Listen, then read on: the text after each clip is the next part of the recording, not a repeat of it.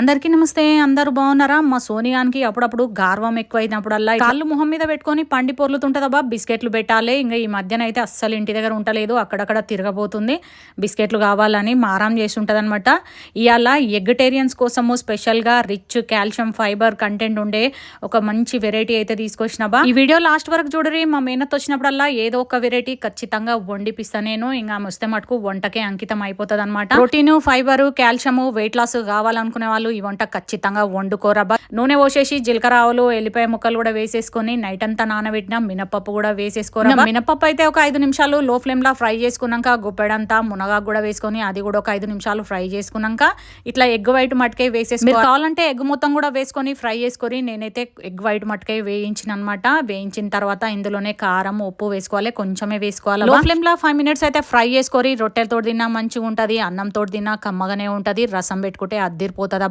ఈ వీడియో నచ్చితే లైక్ కొట్టుర్రి. Thanks for watching. బాయ్.